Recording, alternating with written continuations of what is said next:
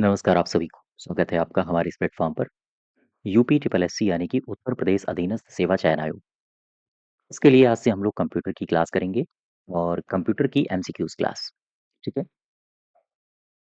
इससे पहले मैं इसको शुरू करूँ और इससे पहले मैं आपको 2-3 जानकारियाँ दे देता हूँ। अगर आपको यूपी ट्रिपल एससी में यूपीजी के साथ ही साथ कंप्यूटर की क्लास अगर आपको करनी हो, तो हमारे एप्लीकेशन पर इसकी क्लासेस चल रही हैं और एप्लीकेशन का लिंक आपको डिस्क्रिप्शन बॉक्स में मिल जाएगा और वहाँ से आप इसमें रजिस्टर करके इस क्लास से एनरोल कर सकते हो। साथ ही साथ वीपीओ के लिए ग्राम पंचायत अधिकारी के लिए अगर आप तैयारी कर रहे हैं, तो वीपीओ की थ्योरी क्लास जो कि 65 कंप्लीट अंकों का है, इसके अलावा मॉक टेस्ट की श्रृंखला आपको यहाँ पर मिल जाएँगी। तो अगर आप इन कोर्सेज़ से जुड़ना चाहते हो, तो आपको हमारी एप्लीकेशन में जाके वहाँ से जुड़ सकते हो। कंप्यूटर की एमसीक्यूज़ क्लास में हम लोग शुरू से करेंगे, कंप्यूटर एवं सूचना तकनीकी के परिचय से। चलिए शुरू करते हैं। सबसे पहला क्वेश्चन देखो, कह रहा है कि वह इलेक्ट्रॉनिक डिवाइस बताओ, जो डेटा को स्वीकार कर सकती है, डेटा प्रोसेस कर सकती है, साथ ही साथ आउटपुट उत्पन्न करती है और परिणामों को भविष्य के लिए स्टोर करके रखती है। ये कौन-सी मशीन है? इस डिवाइस को क्या कहा जाता है? इसे इनपुट तो कहा नहीं जाता है, ना ही सॉफ्टवेयर है या फिर इसे कहा जाता है कंप्यूटर। कंप्यूटर में मैंने आपको बताया था कि कंप्यूटर एक ऐसी डिवाइस होती है जो डेटा को प्रोसेस करती है। इधर से आपने डेटा डाला, डेटा का मतलब है कोई सूचना दी, यानी कि जो डेटा होता है वो अनप्रोसेस्ड होता है। साथ ही साथ जब प्रोसेसिंग होगी इसकी तो फिर इन्फॉर्मेशन यानी कि सूचना प्राप्त होगी और ये जो इन्फॉर्मेशन होती है ये यूज़र के उपयोग की होती है। तो इसका सही उत्तर होगा कंप्यूटर। ठीक है? नेक्स्ट देखो क्वेश्चन नंबर दूसरा। दूसरे में कह रहा है निम्नलिखित में से कंप्यूटर का मूल कार्य क्या है? कंप्यूटर के कार्य क्या होते हैं? कार्य मैंने आपको बताए थे। कंप्यूटर के मुख्य कार्य होते हैं कि इनपुट लेना और जब कंप्यूटर ने अपने आप में कोई निर्देश इनपुट ले लिया, फिर उस इनपुट की प्रोसेसिंग करता है। ठीक? ये भी काम होता है। वो जो भी डेटा होगा इसके पास, जो भी इसके पास स्टोरेज होगा या इसके पास जो भी सूचना होगी, उसको स्टोर करके रखता है ताकि उसका भविष्य में उपयोग किया जा सके। स्टोरेज भी इसका मुख्य कार्य होता है। ये सारे के सारे हो जाएँगे, यानी कि डी पार्ट आपका सही हो जाएगा। और ये जितने भी मैं एमसीक्यूज़ करूँगा, ये सारे के सारे प्रीवियस ईयर्स हैं। ठीक है? नेक्स्ट देखो, क्वेश्चन नंबर तीसरा।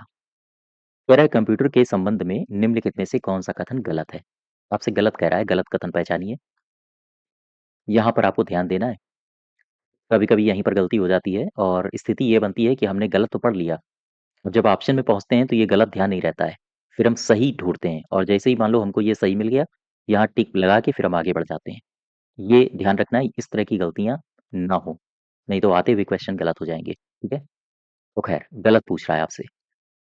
पहला पढ़ो, यह एक लॉजिक मशीन है जो सूचना को प्रोसेस करती है। हाँ, ठीक है। इसने जो भी कोई सूचना स्टोर की है, यह उस तक पहुँच सकता है। हाँ, ये भी सही है। इसमें कोई भावावेश नहीं होता है, ये विशेषता है कंप्यूटर की, कि इसमें कोई भावावेश नहीं होता है, ठीक है? इसकी अपनी कोई भावना या फिर अपनी कोई चाहत नहीं होती है। मशीन है तो मशीन की तरह काम करेगा। यह अप्रतिबंधित ढंग से अपनी सूचना तक पहुँचता है, ये गलत हो जाएगा। प्रतिबंधित ढंग से पहुँचता है, अप्रतिबंधित नहीं होता है। नेक्स्ट देखो, क्वेश्चन नंबर चौथा। चौथे में कह रहा है कि कंप्यूटर के बारे में निम्नलिखित में से कौन-सा कथन सही है? बताइए भाई। कंप्यूटर केवल सॉफ्टवेयर सॉफ्टवेयर से बना होता है। ये तो गलत है। हार्डवेयर भी होता है और सॉफ्टवेयर भी होता है। ठीक? साथ ही साथ मेमोरी मेमोरी को आप हार्डवेयर में ही रख सकते हो, मेमोरी भी होता है। कंप्यूटर स्वयं सारी जानकारी व्यवस्थित कर सकता है। क्या ये सही है? नहीं। कंप्यूटर केवल हार्डवेयर से बना होता है, ये भी गलत है। सॉफ्टवेयर भी होता है इसमें। चौथे में आओ, यह एक इलेक्ट्रॉनिक उपकरण है जो डेटा को संग्रहित पुनः प्राप्त करता है, संग्रहित करता है यानी स्टोर्ड करता है, पुनः प्राप्त करता है और उसे प्रोसेस करता है, संसाधित करता है। हाँ, ये सही है, कंप्यूटर के संबंध में। ठीक है? बाकी सारे गलत हैं। कंप्यूटर के मुख्य भाग बताओ, कितने होते हैं? यूपी ट्रिपल एससी में पूछा गया है 2016 में, और ध्यान दें, यहाँ मैं यूपी ट्रिपल एससी में जितने भी क्वेश्चंस पूछे गए हैं, उन क्वेश्चंस के जो भी उत्तर होंगे, उन उत्तरों को ध्यान रखना है आपको। क्वेश्चन रिपीट भी होते हैं। तो कंप्यूटर में मुख्य कितने भाग होते हैं? आप बताओगे 6। ये 6 अगर आपसे पूछे कि कौन-कौन से भाग हैं, तो ध्यान दो, 6 भाग इसके कंप्यूटर के। सबसे पहले सीपीयू, दूसरा इनपुट डिवाइस, इनपुट डिवाइस में जैसे कीबोर्ड हो गया। तीसरा आउटपुट डिवाइस, आउटपुट डिवाइस जैसे आपका मॉनिटर है, प्रिंटर है। चौथे में क्या आएगा? चौथे में आएगा मेमोरी यूनिट। और पांचवे में सेकेंडरी स्टोरेज, सेकेंडरी स्टोरेज। और छठा भाग होगा आपका कम्युनिकेशन, कम्युनिकेशन डिवाइस। ठीक है। नेक्स्ट देखो, क्वेश्चन नंबर 6 नंबर में कह रहा है कि निम्नलिखित में से कौन सा कंप्यूटर का एक घटक नहीं है? एएलयू तो है, मेमोरी भी है, सीपीयू भी है, कागज इसका घटक नहीं है। 2021 में पूछा गया है एनटीपीसी में। नेक्स्ट देखो, क्वेश्चन नंबर 7वां, निम्नलिखित में से कौन सा पद है जो कंप्यूटर से संबंधित नहीं है? सीपीयू है, ये कंप्यूटर से ही संबंधित है, हार्ड डिस्क भी है, मदरबोर्ड भी है। एरिथ्रोसाइट इससे संबंधित नहीं है। एरिथ्रोसाइट ये संबंधित है ब्लड से, रक्त से, खून से संबंधित है ये शब्द, खून से संबंधित है। ठीक है। क्या आप मुझे बता सकते हो एरिथ्रोसाइट क्या होता है बायोलॉजी में? नेक्स्ट देखो, क्वेश्चन नंबर 8वां, कह रहा है कि कंप्यूटर में प्रयोग होने वाली जो आईसी चिप्स होती हैं, हालांकि 2018 में पूछा गया है, एमपीपीसीएस में काफी इजी है। आईसी चिप्स ये काहे की बनी होती है? कई कई बार रिपीट हुआ ये क्वेश्चन। नेक्स्ट देखो, सिलिकॉन। क्वेश्चन नंबर 10वां, निम्नलिखित में से कौन सा कंप्यूटर के हार्डवेयर का एक भाग नहीं है? कौन सा है जो कंप्यूटर के हार्डवेयर का एक भाग नहीं है? मॉनिटर है, मॉनिटर तो हार्डवेयर है, होता है। माइक्रोसॉफ्ट ऑफिस ये नहीं होता है, कीबोर्ड भी होता है, सीपीयू भी है। माइक्रोसॉफ्ट ऑफिस ये सॉफ्टवेयर है, ये हार्डवेयर है। ये सारे के सारे यानी कि सी पार्ट हमारा सही हो जाएगा। हार्डवेयर का एक भाग नहीं है, यही पूछा था। नेक्स्ट देखो, क्वेश्चन नंबर 11, कंप्यूटर में डेटा का किस रूप में भंडारण होता है? ऑक्टल में, डेसिमल में, हेक्साडेसिमल में या फिर बाइनरी में? इसका भंडारण होता है बाइनरी में। ठीक है। इस तरह के क्वेश्चंस आपको आई होप पता होंगे। नेक्स्ट देखो, 12 नंबर, यूपीपीसीआर में पूछा गया है, इसको ध्यान से समझो। अपूर्ण तथ्यों का प्रतिनिधित्व करता है और सार्थक आंकड़ों का प्रतिनिधित्व करता है कौन? कौन करता है? ध्यान दो, मैं यहाँ पर आपको बताता हूँ।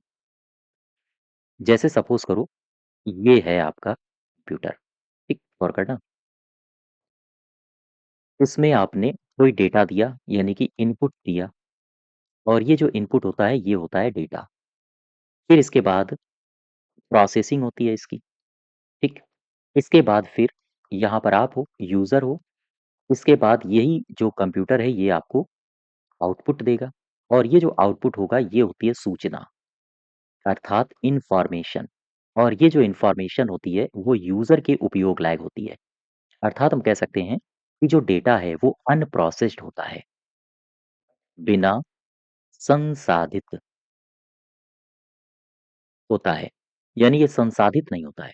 और जो सूचना होती है उसकी एक खूबी ये होती है कि ये प्रोसेस होने के बाद निकलता है, यानी कि ये प्रोसेस्ड होता है, प्रोसेस्ड होता है।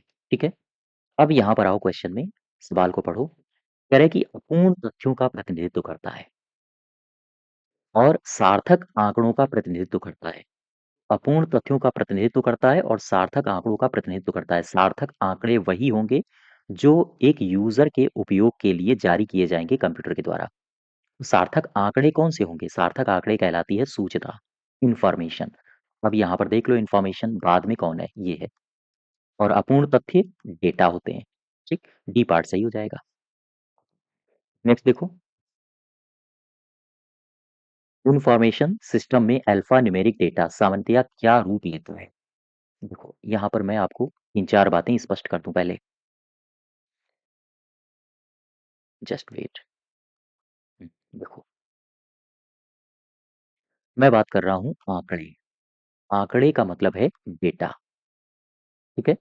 डेटा के रूप में आप डेटा के जब प्रकार देखते हो तो कई सारे प्रकार होते हैं। जैसे एक होता है टेक्स्ट डेटा। ये जो टेक्स्ट डेटा होता है, ये डेटा जो भी होगा वो टेक्स्ट के रूप में होता है, टेक्स्ट के रूप में डेटा होगा। अच्छा, दूसरा होता है न्यूमेरिकल न्यूमेरिकल डेटा। ये न्यूमेरिक के रूप में होते हैं, जैसे 0 से 9 अक्षर जो होंगे, वो इसी के अंतर्गत आते हैं। एक होता है डेटा जिसे कहा जाता है न्यूमेरिक अल्फ़ा न्यूमेरिक डेटा। ये जो अल्फ़ा न्यूमेरिक डेटा होता है, इसमें नंबर और अल्फ़ाबेट अल्फ़ाबेट आते हैं। अच्छा, यहाँ से एक सवाल पूछा जाता है कि किसी के मान लो ये कोई व्यक्ति है, इसके मकान का पता, ये किस प्रकार का डेटा है? तो आप बताओगे, किसी के मकान का पता ये अल्फ़ा न्यूमेरिक डेटा होता है। जैसे किसी के मकान का पता मान लो कोई व्यक्ति अ, रहता है कहाँ कहाँ इसको ले लूँ, आगरा में, ठीक है? मान लो कोई व्यक्ति आगरा में रहता है, आगरा गली नंबर 12, मोहल्ला कौन-सा है? मोहल्ला कोई भी मान लो, मोहल्ला मुझे नहीं अब याद आ रहा है, ख़ैर छोड़ो। तो ख़ैर, इसका जो पता होगा उसमें गली नंबर 12 अंक भी आ गए, ठीक है? अल्फ़ाबेट भी आ गई, गली number A, B, C, D इस प्रकार से जो भी पता होगा वो अल्फ़ा न्यूमेरिक डाटा के रूप में होता है।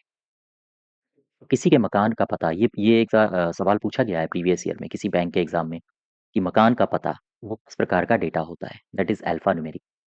अच्छा, इसके अलावा और भी डेटा होते हैं, जैसे आपने ग्राफ़िकल डेटा का नाम सुना होगा। ग्राफ़िकल डेटा, ये एक ऐसा डेटा होता है जिसमें चार्ट, ग्राफ़ या फिर कोई इमेज होती है। इन्हें ग्राफ़िकल डेटा कहा जाता है। जैसे एक होता है मल्टीमीडिया डेटा। तो ये जो मल्टीमीडिया डेटा होता है इसमें ऑडियो और वीडियो इसमें रहती है। तो ये कुछ डेटा हैं, text data, numerical data, alpha numeric data, graphical data, multimedia data. अब वापस आ जाओ ज़रा, इसमें कह रहा है इन्फॉर्मेशन सिस्टम में अल्फ़ा न्यूमेरिक डेटा इसमें क्या होता है? अभी-अभी मैंने बताया था इसमें होता है नंबर और साथ ही साथ अल्फ़ाबेट कैरेक्टर, ठीक है? B part. नेक्स्ट देखो 14 नंबर। हुँ, इलाहाबाद पीओ में पूछा गया था। तो खैर, नेक्स्ट देखो 14 नंबर। कह रहा है कि कंप्यूटर पर जानकारी किसके रूप में स्टोर की जाती है? कंप्यूटर पर जो भी जानकारी होती है, वो होती है डिजिटल डेटा के रूप में स्टोर। बी पार्ट सही हो जाएगा 14 का, ठीक है? 15 देखो, क्वेश्चन नंबर 15 को ध्यान से पढ़ो। इसमें कह रहा है कि कोई संगणक है, संगणक का मतलब कंप्यूटर, के घटकों के बारे में निम्नलिखित कथनों पर विचार कीजिए। गौर करें। सबसे पहले लिखा है आगत इकाई यानी कि इनपुट। आगत इकाई उपयोगकर्ता से निर्देश स्वीकार करती है। ठीक, ये कंप्यूटर है। इनपुट आप इसमें निर्देश देते हो, निर्देश को ये स्वीकार करती है, फिर प्रोसेस होता है, इसके बाद ये आउटपुट होता है। आउटपुट का मतलब निर्गत इकाई। निर्गत इकाई क्या है? निर्गत इकाई संगणक यानी कि कंप्यूटर से परिणामों के रूप में उत्पन्न निर्गत प्राप्त करती है। हाँ, ये भी सही है। अब यहीं पर जो भी इसमें डेटा होगा वो स्टोर भी होता है। स्मृति इकाई, स्मृति इकाई में क्या होता है? जो भी डेटा होगा स्टोर होगा वो स्मृति में जाएगा। यानी कि इसको हिंदी में कहते हैं इंग्लिश में कहते हैं मेमोरी। इसके कार्यों के प्रसंस्करण के प्रारंभ होने से पहले आगत इकाई के द्वारा दर्ज आगत को संग्रह करना सम्मिलित होता है। हाँ, ये भी सही है। तीनों के तीनों कथन आपके सही हैं। चौथे में आ जाओ। सीपीयू सेंट्रल प्रोसेसिंग इकाई। यह एक संगणक के भीतर हार्डवेयर होता है, हाँ, जो कंप्यूटर प्रोग्राम के निर्देशों को क्रियान्वित करता है। हाँ, ये भी सही है। यहाँ पर एक और ऑप्शन होना चाहिए, सी पार्ट। उपर्युक्त सभी सही है, यही सही होगा। सारे के सारे आपके कथन सही हैं, ठीक है? नेक्स्ट देखो 15 नंबर। 15 तो हो गया है, 16 देखो। ये यूपीपीसीएल में पूछा गया था। अधिक समझने योग्य रूप में परिवर्तित डेटा को क्या कहा जाता है? फिर से समझो। अधिक समझने योग्य जो डेटा होता है, जो परिवर्तित हो चुका डेटा है, उसे क्या कहा जाता है? अनुदेश कहते हैं, सत्ता कहते हैं, भंडारण या फिर जानकारी। इसे जानकारी कहते हैं। देखो, मैंने अभी आपको एक फिगर में बताया था, गौर करो। मैंने आपसे कहा था कि ये रहा आपका कंप्यूटर, ये आपने दिया इनपुट, यहाँ हुई प्रोसेसिंग और ये बदल गया आउटपुट में, ठीक है? आउटपुट में अच्छा, ये हो आप यानी कि यूज़र है ये। अब यूज़र को जब आउटपुट मिलेगा तो वो इसे समझ पाएगा या नहीं समझ पाएगा? तो वो इसे समझ तो पाएगा, चूँकि इसने ये जो यूज़र है इसने जो भी निर्देश दिया होगा, उसी के आधार पर ही तो आउटपुट मिला है और आउटपुट जो भी मिला है वो समझने योग्य होगा, ठीक? इस स्थिति में वही सवाल पूछा था कि परिवर्तित डेटा, डेटा दिया आपने, अब वो डेटा परिवर्तित हो गया और वो समझने योग्य है। तो जो भी समझने योग्य डेटा होगा, मुझे बताओ वो क्या कहलाता है? वो इन्फॉर्मेशन ही तो कहलाता है। यहाँ मैंने डेटा लिखा था, यहाँ मैंने इन्फॉर्मेशन लिखा था, अर्थात वो होगी जानकारी। ठीक? नेक्स्ट देखो 17 नंबर, कह रहा है सूचना कियोस्क, इन्फॉर्मेशन कियोस्क के संबंध में निम्नलिखित कथनों में से कौन सा कथन है जो गलत है? सही नहीं पूछा है, फिर से पढ़ो, गलत है।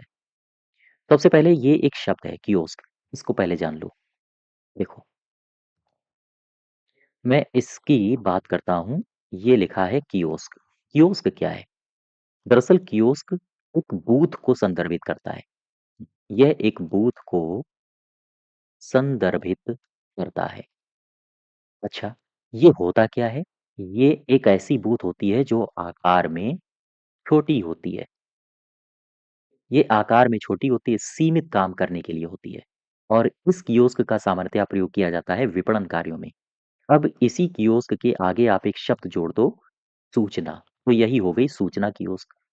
अब मुझे बताओ, साधारण जो कियोस्क थी उसका इस्तेमाल कहाँ हम कर रहे थे? विपणन कार्य में, यानी कि मार्केटिंग में। ठीक है? अब सूचना कियोस्क ये एक नया शब्द बन गया। इसका इस्तेमाल आप कहाँ करोगे? इन्फॉर्मेशंस को आदान-प्रदान करने में। तो यहाँ पर पढ़ो, सूचना कियोस्क के संबंध में जानकारी यहाँ पर दी गई है। पहला कथन पढ़ो, सूचना कियोस्क एक कंप्यूटर जैसा उपकरण होता है। हाँ, ठीक है। जिसे सार्वजनिक स्थलों पर लोगों को कुछ जानकारी प्रदान की जाती है। बिल्कुल सही है। मैंने आपसे कहा था कियोस्क विपणन के लिए काम करता है, लेकिन जब आप सूचना कियोस्क कर दोगे, तो फिर वो इन्फॉर्मेशन देगा, लोगों को जानकारी प्रदान करेगा। पहला तो सही है। दूसरे में आ जाओ, गैर इंटरैक्टिव कियोस्क निष्क्रिय सिस्टम होते हैं। हाँ, ठीक है। गैर इंटरैक्टिव जो कियोस्क होंगे, वो निष्क्रिय हो जाते हैं, निष्क्रिय सिस्टम होते हैं, जिनका उपयोग सामान्यतया डिजिटल साइनेज प्रणाली में विज्ञापन के लिए किया जाता है। ये दोनों कथन आपके सही हैं। जब दोनों कथन आपके सही हैं, गलत पूछ रहा है, ना तो पहला गलत है, ना ही दूसरा गलत है। ठीक, ये भी प्रीवियस ईयर में पूछा गया है। अब नेक्स्ट देखो, एक सवाल और है। सवाल ये है कि सूचना कियोस्क के संबंध में कौन सा कथन सही है? ये पूछ रहा है, कौन सा कथन सही है? देखो, जस्ट वेट। इसमें क्वेश्चन नंबर 17, देखो, क्वेश्चन नंबर 18 कह रहा है सूचना कियोस्क, इन्फॉर्मेशन कियोस्क के संबंध में कौन सा कथन सही है? इसकी कार्य क्षमता सीमित होती है। मैंने अभी आपको बताया था, ये जो कियोस्क होते हैं, इन्फॉर्मेशन कियोस्क, एक सीमित जगह पर होते हैं। इसकी स्थिति है ये है कि एक सीमित कार्य क्षमता वाले सूचना कियोस्क होता है।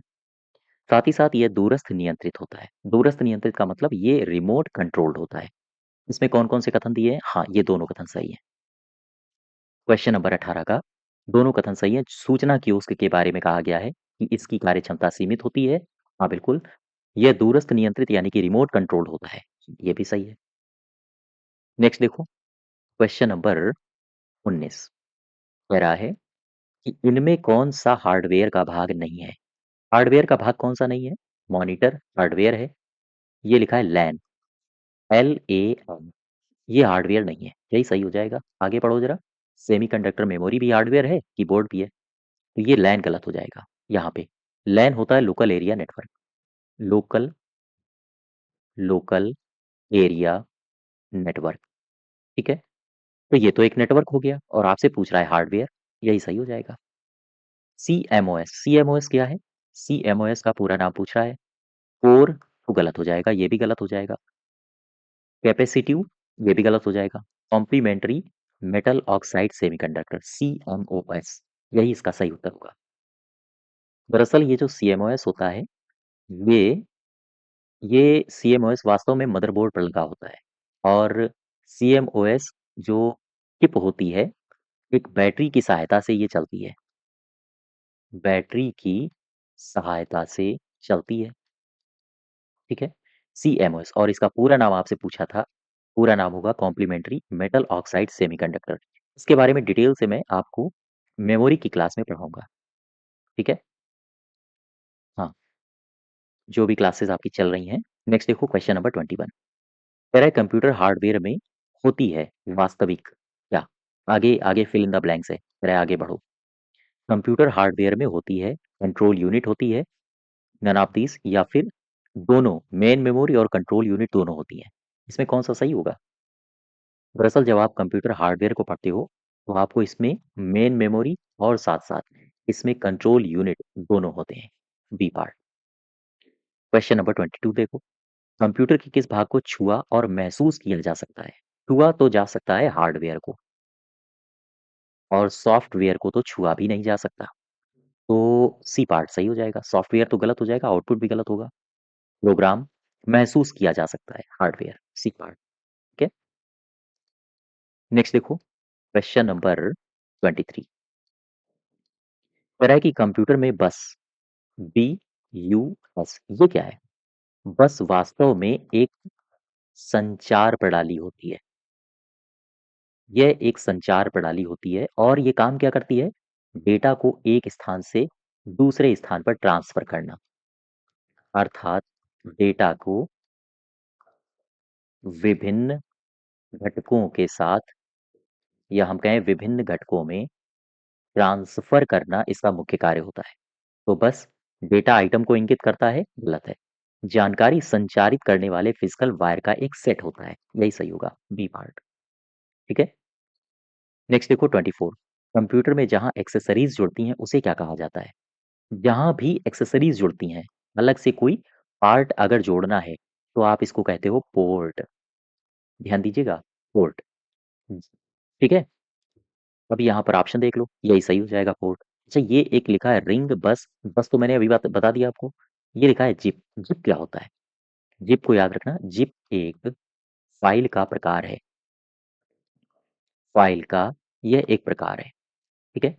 नेक्स्ट देखो 25। एसएमपीएस, इसका विस्तारण क्या है? इसका फुल फॉर्म क्या है, यही पूछ रहा है। इसका मतलब होता है स्विच्ड मोड। पी का मतलब है पावर, एस का मतलब है supply. Switched mode power supply, A part ही सही होगा। ये तो गलत हो गया, इस पार्ट भी गलत है, स्टोर भी गलत होगा। नेक्स्ट देखो, क्वेश्चन नंबर 25 हो गया। अब आ जाओ 26 में। यूपीएसआई पूछा गया था। यूएसबी का पूरा नाम, यूनिफॉर्म तो होता नहीं है, इसका मतलब होता है यूनिवर्सल सीरियल बस होता है। तो यूनिवर्सल तो सही था, सीरीज बस गलत हो जाएगा।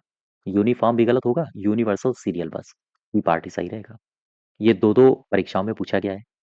साई में भी आया है 2018 में, यूपीपीसीएल एआरओ में भी आया है।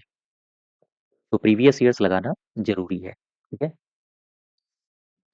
और आपने देखा होगा अभी संडे को जो परीक्षा हुई थी उसमें भी कुछ क्वेश्चंस प्रीवियस ईयर के आए थे, जैसे स्टोर्ड प्रोग्राम की अवधारणा वाले सवाल, इस तरह के। Question number 27। अपने कीबोर्ड को केबल, अपने कीबोर्ड की, या हम क्या, अपने कीबोर्ड के केबल को आप कंप्यूटर के किस पार्ट, सॉरी, किस पोर्ट पर लगाते हो? आपका जो कीबोर्ड होता है कंप्यूटर के किस पोर्ट पर लगाते हो? अच्छा, यहाँ से 2-3 सवाल आपसे पूछे जाते हैं कि माउस किस पोर्ट से जुड़ता है? कीबोर्ड किस पोर्ट से जुड़ता है? प्रिंटर किस पोर्ट से जुड़ता है? इस तरह के सवाल भी आपसे पूछे जाते हैं। तो खैर, अभी आपसे जो पूछा गया है लोअर पीसीएस में कि कीबोर्ड की जो केबल होती है उसे आप कंप्यूटर के किस पोर्ट से जोड़ते हो? आप बताओगे यूएसबी पोर्ट। 27, 27 का सही उत्तर हो जाएगा यूएसबी। ठीक है। नेक्स्ट देखो क्वेश्चन नंबर 28, 28 नंबर। कह रहा है यूपीएस। यूपीएस का मतलब क्या है? यूपीएस का इसका पूरा नाम होता है अनइंटरप्टेड, ध्यान दो, अनइंटरप्टेड पावर सप्लाई। इसका पूरा नाम तो आपसे पूछा नहीं गया है, केवल इतना पूछा गया है कि ये सबसे महत्वपूर्ण हिस्सा किसका है? पावर सप्लाई का है। पावर सप्लाई का मतलब क्या है? बैटरी के लिए इसका इस्तेमाल होगा। यानी कि सही उत्तर हो जाएगा 28 का ए। 30 में कह रहा है कि निम्नलिखित में से इनका मिलान करो। इनपुट डिवाइस कौन है? इनपुट डिवाइस हो जाएगा, ये रोम लिखा है, ये टच स्क्रीन है, प्रिंटर। प्रिंटर तो हो जाएगा आपका आउटपुट डिवाइस। अच्छा, फिर स्टोरेज कौन होगा? मेमोरी तो रोम भी होता है, लेकिन ये रीड ओनली मेमोरी है, आप इसमें कुछ कर नहीं सकते हो। लेकिन फ्लैश होता है, इसमें आप स्टोर कर सकते हो। प्रोसेसिंग डिवाइस, अच्छा पहले आप इसको ले लो, इनपुट डिवाइस को। इनपुट डिवाइस जो होगा वो होगा टच स्क्रीन। अब आ जाओ प्रोसेसिंग, ये हो जाएगा रोम। अब यहाँ से डी का हो जाएगा आर, टी का हो जाएगा एस। ऑप्शन मैच कराओ जरा इसमें। डी का है आर, ये सी का है एस, यही सही होगा। ए का क्यू और बी का पी। ए का क्यू और बी का पी, हाँ ठीक है, यही सही होगा। इसका मतलब है इनपुट डिवाइस हो जाएगा टच स्क्रीन, प्रोसेसिंग डिवाइस हो जाएगा रोम, स्टोरेज डिवाइस हो जाएगा फ्लैश मेमोरी, आउटपुट डिवाइस हो जाएगा प्रिंटर। ठीक है, नेक्स्ट देखो 31। 31 में कह रहा है कि निम्नलिखित में से कौन सा हार्डवेयर है, सॉफ्टवेयर नहीं है। एक्सेल है, ऑपरेटिंग सिस्टम है, कंट्रोल यूनिट है, प्रिंटर ड्राइवर है, पावर पॉइंट है। हार्डवेयर है, सॉफ्टवेयर नहीं है। एक्सेल तो गलत है। कंट्रोल यूनिट, ऑपरेटिंग सिस्टम, ये कंट्रोल यूनिट सही हुआ, ई पार्ट, यही हार्डवेयर है, ये सॉफ्टवेयर नहीं है। ठीक है, और ये जो कंट्रोल यूनिट होता है, ये सीपीयू का एक भाग होता है। सीपीयू का एक भाग होता है। 31 का ई पार्ट। नेक्स्ट देखो 32 नंबर, कह रहा है कि ये खाली स्थान है, यहाँ पर आपको भरना है। एक दिखाता है कि कैसे परिचालन विशेषताओं को एक साथ जोड़ा जाता है और कंप्यूटर को साकार करने में योगदान देता है। अच्छा, यहाँ पर ये टर्म दिए गए हैं, component design, computer working, computer architecture और कंप्यूटर ऑर्गेनाइजेशन। इन दो शब्दों को उठाओ जरा, यहाँ पर आओ। ये दो शब्द याद रखना। एक मैं लिख रहा हूँ कंप्यूटर, कंप्यूटर ऑर्गेनाइजेशन। ठीक है, कंप्यूटर ऑर्गेनाइजेशन मैंने लिखा, और दूसरा एक शब्द है, इसको मैं लिख रहा हूँ कंप्यूटर आर्किटेक्चर। अच्छा, ये जो ऑर्गेनाइजेशन लिखा है और ये जो आर्किटेक्चर लिखा है, क्या है? इन दोनों में बेसिक अंतर क्या है? जब भी कभी कंप्यूटर ऑर्गेनाइजेशन की बात करें, आप समझोगे कि ये बात कर रहा है कंप्यूटर सिस्टम के कंप्यूटर सिस्टम के भौतिक घटकों की बात, भौतिक घटकों और उन्हें आपस में कैसे जोड़ा जाए, इसकी बात कर रहा है। और उनका आपस में जुड़ा होना, इसकी बात करता है कंप्यूटर ऑर्गेनाइजेशन। अगर आपसे कंप्यूटर आर्किटेक्चर की बात करें कि ये क्या होता है, तो आप सीधे से बताओगे कि कंप्यूटर सिस्टम के जो वैचारिक गुण हैं या वैचारिक डिजाइन है और इसका मौलिक संचालन कैसे होता है, इससे संबंधित है। ठीक है, ध्यान दें फिर से। मैंने कहा कंप्यूटर आर्किटेक्चर, इसका संबंध किससे है? कंप्यूटर सिस्टम के वैचारिक डिजाइन और साथ ही साथ मौलिक संचालन से। वहीं कंप्यूटर ऑर्गेनाइजेशन का संबंध किससे है? भौतिक घटकों और आपस में उनका जुड़ा होना। इसका संबंध है कंप्यूटर ऑर्गेनाइजेशन से। अब जरा यहाँ पर आओ, सवाल को फिर से पढ़ो। कह रहा है कि परिचालन विशेषताओं को एक साथ जोड़ा जाता है, यानी कि जोड़ने से संबंधित कौन है? जोड़ने से संबंधित है ऑर्गेनाइजेशन। अब नीचे आओ, क्वेश्चन नंबर 33 में, इसको पढ़ो। कह रहा है कि कंप्यूटर सिस्टम की वैचारिक डिजाइन और मौलिक परिचालन संरचना क्या है? अभी अभी मैंने बताया था, वैचारिक डिजाइन और मौलिक संचालन, इसका संबंध किससे होगा? इसका संबंध होगा कंप्यूटर आर्किटेक्चर से। ठीक है, ये दोनों क्वेश्चंस प्रीवियस ईयर में पूछे गए, ध्यान रखना। इन टर्म्स को आप पढ़ के चलो, वैचारिक डिजाइन, और इससे पहले ऊपर क्या था? ऊपर था जोड़ना। ठीक है, इनके पार्ट्स को आपस में जोड़ना। जहां जोड़ना आया ऑर्गेनाइजेशन, और जहां वैचारिक डिजाइन आएगा वहां आर्किटेक्चर होगा। नेक्स्ट देखो 34, कह रहा है निम्नलिखित में से कौन सा BIOS का पूरा रूप है? BIOS का मतलब होता है basic input output system. Basic input operating गलत हो जाएगा, बेसिक इनपुट आउटपुट सॉफ्टवेयर गलत हो जाएगा, बेसिक इनपुट आउटपुट सिस्टम यही सही होगा, सी पार्ट। ठीक है, और ये जो BIOS है, इसका प्रमुख काम क्या होता है? प्रमुख कार्य होता है कि हमारा जो कंप्यूटर है इसको स्टार्ट करने में मदद करना। और ये जो BIOS है, एक सीधा सा सवाल पूछा जाता है कि BIOS कहाँ होता है, किसमें होता है? रोम में। रीड ओनली मेमोरी के एक भाग के रूप में BIOS होता है। नेक्स्ट देखो 35, कह रहा है, जस्ट वेट, 35 में कह रहा है कि कंप्यूटर प्रोसेस के द्वारा इंफॉर्मेशन में परिवर्तित करता है। कंप्यूटर प्रोसेस के द्वारा इंफॉर्मेशन में परिवर्तित करता है। मैं इसको कई कई बार आपको बता चुका हूँ। जैसे सपोज करो, ये रहा आपका कंप्यूटर, ये आपने दिया निर्देश यानी कि डेटा, और ये निकल के आ गया इंफॉर्मेशन यानी कि सूचना। तो इंफॉर्मेशन में इसे बदला गया है डेट को। ठीक है, बी पार्ट। नेक्स्ट देखो 36। 36 में कह रहा है कि कंप्यूटर में डेटा किसे कहा जाता है। देखो, ऑप्शन देखो, संख्या को, चिन्ह को, संख्यात्मक सूचनाओं को, या फिर दी गई सूचनाओं को। दी गई सूचनाओं को कहा जाता है, जो भी आप डेटा देते हो। ठीक है, और जो भी आप डेटा या जो भी आप सूचनाएं देते हो वही डेटा है, और फिर उसका जो प्रोसेस होके निकलता है वही आपका आउटपुट बनता है। नेक्स्ट देखो 37। कंप्यूटर चिप्स में निम्नलिखित में से किस पदार्थ का उपयोग किया जाता है। ये तो सेमीकंडक्टर का उपयोग होगा। UPP Uttar Pradesh computer operator 2018 में पूछा गया है सवाल 37 का डी पार्ट। प्रोसेस्ड डेटा को किस रूप में जाना जाता है। फिर से वही सवाल आ गया। देखो, ये डेटा, ये कंप्यूटर, यहाँ डेटा आपने दिया, निर्देश दिया, और यहाँ प्रोसेसिंग हुई। अब ये क्या निकलेगा आउटपुट। आउटपुट क्या होता है, जानकारी, यानी कि सूचना, यानी कि इंफॉर्मेशन। डी पार्ट सही हो जाएगा 29 का। नेक्स्ट देखो 39। 39 को पढ़ो। कह रहा है कि निम्नलिखित में से अमेरिकी मानकों के आधार पर ओसीआर ओसीआर फॉन्ट क्या है। इसमें मैं आपको दो तीन बातें स्पष्ट कर दूं पहले। और देखो, गौर करो। एक फॉन्ट है OCRA।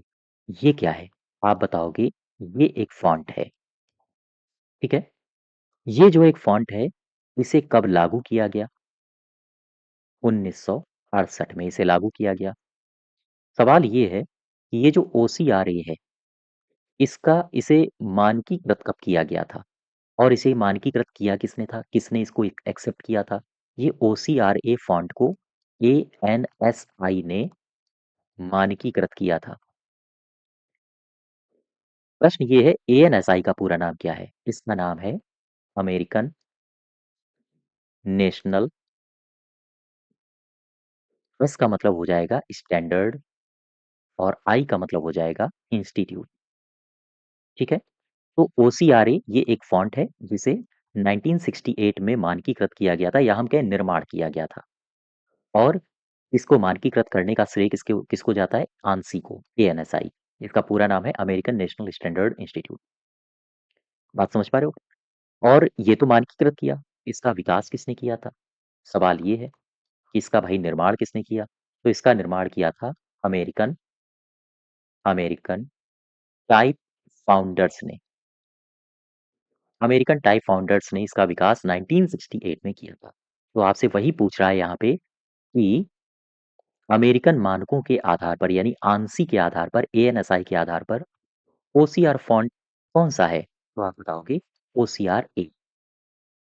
ठीक, यूपीपीसीएल में 2021 में हाल ही में पूछा गया है।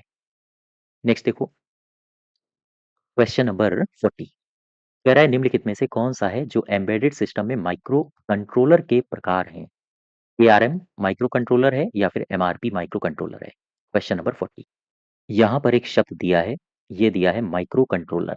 इसको पकड़ो जरा, और यहाँ पर आओ समझते हैं ये होता क्या है। ध्यान दो, ये लिखा है माइक्रो कंट्रोलर। ठीक, ये क्या है। आपसे अगर सीधा सा सवाल पूछे तो आप बताओगे यह एक सिंगल चिप लगा हुआ, यह एक सिंगल चिप लगा हुआ छोटा कंप्यूटर है। छोटा कंप्यूटर है। अच्छा, दरअसल ये जो माइक्रो कंट्रोलर होता है, इसे एम्बेडेड सिस्टम के भीतर कुछ अलग काम करने के लिए डिज़ाइन किया जाता है। कुछ विशिष्ट काम करने के लिए डिज़ाइन किया जाता है। और अगर आप माइक्रो कंट्रोलर के प्रकार देखोगे, इसका एक प्रकार होता है ARM। ARM। अच्छा, सवाल ये बनता है कि भाई ARM इसका एक प्रकार है माइक्रो कंट्रोलर का। तो फिर ये जो माइक्रो कंट्रोलर का प्रकार ARM है, इसका पूरा नाम भी होगा कुछ ना कुछ। इसका पूरा पूरा नाम क्या है। इसका पूरा नाम है एडवांस RISC मशीन। ध्यान दें, ए फॉर हो गया एडवांस, आर फॉर हो गया RISC, और ये हो गया मशीन। अब ये जो RISC है, इसका भी फुल फॉर्म होता है। इसका मतलब होता है reduce instruction reduce instruction set computer. ये इसका पूरा नाम है। तो आपसे अगर ARM का पूरा नाम पूछे तो आप बताओगे एडवांस आरआईएससी मशीन। वहीं आरआईएससी का पूरा नाम पूछे तो रिड्यूस इंस्ट्रक्शन सेट कंप्यूटर। सवाल ये है कि ये जो माइक्रो कंप्यूटर ये कितने बिट में मार्केट में उपस्थित होता है? आप बताओगे ARM 32 bit RISC micro controller के रूप में उपलब्ध है। उपलब्ध है। ठीक है। अच्छा, यहीं पर माइक्रो कंट्रोलर में एक शब्द आता है PIC। इसका भी पूरा नाम पूछा जाता है। आप ध्यान रखिएगा, इसका पूरा नाम है peripheral interface controller. Peripheral interface controller. वापस आ जाओ अपने क्वेश्चन में। इसका सही उत्तर हो जाएगा MRP तो नहीं होगा, ARM माइक्रो कंट्रोलर। ठीक है। तो एम्बेडेड सिस्टम में माइक्रो कंट्रोलर का एक प्रकार है ARM। इसका मतलब हो जाएगा केवल A। क्लियर है बात? नेक्स्ट देखो 41। 41 में कह रहा है माइक्रो कंट्रोलर में PIC, अभी अभी मैंने बताया था PIC का पूरा नाम शायद, PIC हाँ, पेरिफेरल इंटरफेस कंट्रोलर। तो यहाँ पर आओ, पेरिफेरल यही गलत हो जाएगा, ये भी गलत हो जाएगा, इंटरफेस कंट्रोलर यही सही होगा। ठीक है। नेक्स्ट देखो 42 नंबर। 42 में कह रहा है कि कंप्यूटर के हार्डवेयर और सॉफ्टवेयर के संबंध में निम्नलिखित में से कौन से कथन सही है? पढ़ो जरा इनको। कंप्यूटर हार्डवेयर भौतिक उपकरण है। क्या ऐसा है? हाँ बिल्कुल है। ये इसको आप छू सकते हो, महसूस कर सकते हो। कंप्यूटर सॉफ्टवेयर उन प्रोग्रामों का संग्रह है जो हार्डवेयर को अपना काम करने के लिए मजबूर करते हैं। ये दोनों ही कथन आपके सही हैं। इसका मतलब हो जाएगा, क्या पूछा था आपसे, कौन से कथन सही हैं? Question number 42। कौन से कथन सही हैं? एक और दो दोनों सही हैं आपके। ठीक है। नेक्स्ट देखो 43 नंबर 53। 43 में कह रहा है कि एक एकीकृत परिपथ सामान्यतः जाना जाता है। एकीकृत परिपथ सामान्यतः किस नाम से जाना जाता है? तो आप बताओगे चिप के नाम से, ट्रांजिस्टर, प्रतिरोधक, प्लेट, या फिर ये इसका चिप होगा। ये जो एकीकृत परिपथ है सामान्यतः वो चिप के नाम से जाना जाता है। 44 देखो, 44 नंबर कह रहा है कि रॉ इनपुट को उपयोगी जानकारी में बदलने के लिए सभी कंप्यूटर सिस्टम के द्वारा कौन सी मौलिक प्रक्रिया अपनाई जाती है? आप इनपुट देते हो, स्टोर होता है, प्रोसेस होता है, आउटपुट मिलता है, यही तो सही होगा। ठीक है। ए पार्ट, ये पूरा का पूरा प्रोसेस मैंने आपको बता दिया। अच्छा, अब आ जाओ 45 में। इनमें से कौन गणना का कार्य नहीं करता है? कंप्यूटर तो उसे संगणक ही कहा जाता है, गणना का काम करता ही है। मोबाइल फ़ोन से भी आप लोग कभी-कभी गणना का काम कर लेते होंगे। किसी दुकान में गए सामान खरीदने या शर्ट वगैरह खरीदने तो आप कैलकुलेट करते हो। कैलकुलेटर तो होता ही है कैलकुलेट करने के लिए, प्रिंटर प्रिंट करने के लिए होता है, ये गलत हो गया। नेक्स्ट देखो 6। कंप्यूटर में यूज़र को क्या कहा जाता है? इसे कहा जाता है ह्यूमन वेयर। ठीक है? ये सारे के सारे प्रीवियस ईयर्स हैं, इसलिए आपको इनको 2 से 3 बार अपनी नज़रों से घुमा लेना है, ताकि यहाँ से अगर कोई क्वेश्चन रिपीट हो, तो छूटे नहीं। क्वेश्चन नंबर 47 देखो। प्रोग्राम के निर्देशों को बाइनरी में दर्शाया गया है और किसमें संग्रहित किया जाता है? तो ये मेमोरी में संग्रहित होंगे, मेमोरी में, और जिनमें से वे सीपीयू के द्वारा डिकोड और निष्पादित किए जाते हैं। ये इसका सही उत्तर होगा ए पार्ट। नेक्स्ट देखो 48, 48, 49 और 50। कह रहा है कि निम्नलिखित में से किस सीपीयू रजिस्टर का उपयोग डेटा और एएलयू के द्वारा उत्पन्न किए गए मध्यवर्ती परिणामों को संग्रहित करने के लिए किया जाता है? तो कई सारे रजिस्टर होते हैं। इन रजिस्टरों में एक रजिस्टर होता है एक्यूमुलेटर। इसका इस्तेमाल होता है एएलयू के द्वारा उत्पन्न किए गए मध्यवर्ती परिणामों को संग्रहित करने के लिए। 48 का सी पार्ट। 49 देखो, कोई व्यक्ति कंप्यूटर साक्षर है, इसका मतलब क्या है? इसका मतलब है अगर वो कंप्यूटर साक्षर है तो कंप्यूटर के एप्लीकेशंस को चलाना जानता होगा। ठीक, ए पार्ट सही हो जाएगा। नेक्स्ट देखो, मस्तिष्क की तुलना किससे की जाती है? ये सब जानते हैं कंप्यूटर से की जाती है। ये सारे के सारे क्वेश्चन हैं प्रीवियस ईयर्स। ठीक है। तो ये 50 क्वेश्चंस हैं, इसके आगे हम लोग नेक्स्ट डे कंटिन्यू करेंगे। और ये इतना सिंपल सा सवाल था, हालांकि इस तरह के सवाल डाल दिए जाते हैं ताकि आप लोग अगर 15 के 15 क्वेश्चंस ही हार्ड हो जाएंगे तो फिर दिक्कत हो जाएगी। तो इस तरह के सवाल डाले जाते हैं जानबूझ के। यूपी एएसआई 2021 में पूछा गया था। तो ख़ैर, ये 50 क्वेश्चंस थे, इसके आगे हम लोग नेक्स्ट डे कंटिन्यू करेंगे। इसकी अगर आपको पीडीएफ चाहिए तो आप हमारे एप्लीकेशन में उसको इंस्टॉल करके, रजिस्टर करके वहाँ से इसकी पीडीएफ को ले सकते हो। ठीक है? तो आज यहीं तक रखते हैं, धन्यवाद।